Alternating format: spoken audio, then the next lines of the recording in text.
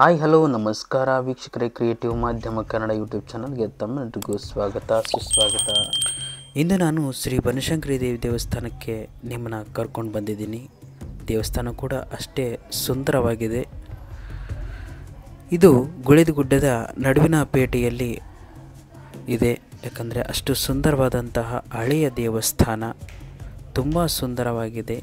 ಸಾಕಷ್ಟು ಜನ ಭಕ್ತರು ಇಲ್ಲಿ ಬಂದು ದೇವಿಯ ದರ್ಶನ ಪಡೆದು ಪುನೀತರಾಗ್ತಾರೆ.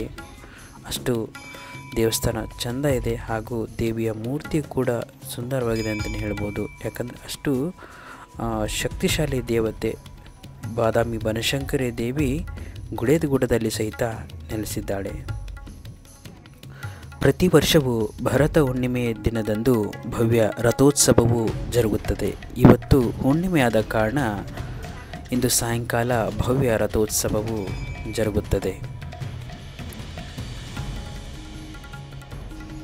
ದಿನ ಸಹಿತ ಸಾಕಷ್ಟು ಜನ ಭಕ್ತರು ದೇವಸ್ಥಾನಕ್ಕೆ ಆಗಮಿಸಿ ಶ್ರೀ ಬನಶಂಕರಿ ದೇವಿಯ ದರ್ಶನ ಪಡೆಯುತ್ತಾರೆ ಹಾಗೂ ಸಾಯಂಕಾಲ ಭವ್ಯ ರಥೋತ್ಸವದಲ್ಲಿ ಸಹಿತ ಭಾಗಿಯಾಗ್ತಾರೆ. ಗುಳೇದಗುಡ್ಡಕ್ಕೆ ಬಂದಾಗ ಶ್ರೀ ಬನಶಂಕರಿ ದೇವಿಯ ದರ್ಶನ ಪಡೆದು ಪುನೀತರಾಗಿ.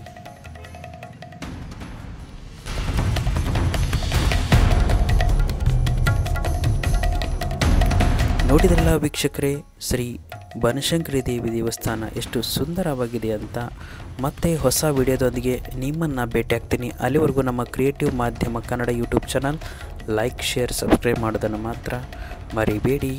ನಮಸ್ಕಾರ.